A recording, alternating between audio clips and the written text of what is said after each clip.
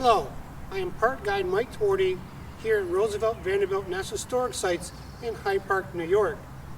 I am standing in front of Franklin Roosevelt's home called Springwood.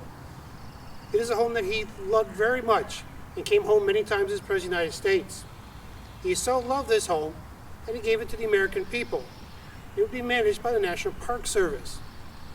Franklin Roosevelt was a lover of American history, particularly the Saratoga battlefield in upstate New York. This is a story of how Franklin Roosevelt made a state park become a national park. Hello, I'm standing here on the grounds of Saratoga National Historical Park, considered by many historians as the turning point of the American Revolutionary War. The process of this becoming a park was long and tedious. With the urging and support of Franklin Roosevelt, this tract of land became a national park.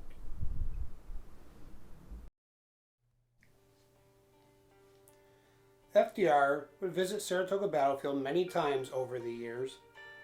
As governor of New York State in 1929, he visited the battlefield, appearing on stage with the site's superintendent, George Slingerland.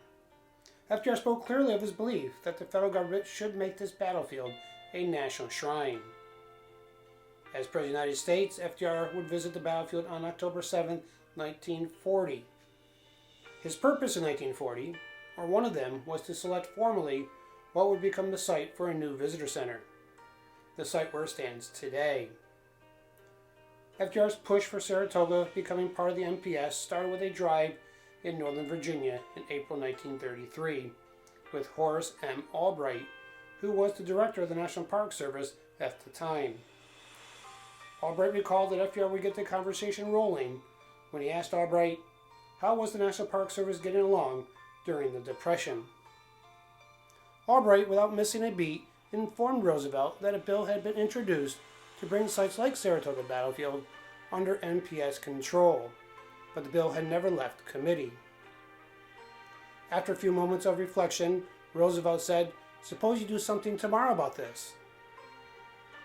To Roosevelt's surprise, Presidents Harding, Coolidge, and Hoover hadn't acted to protect Revolutionary War sites like Saratoga battlefield from encroaching commercial development.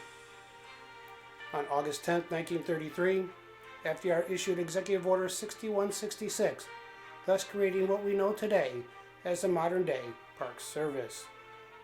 Saratoga battlefield had been a New York State historic site since 1927.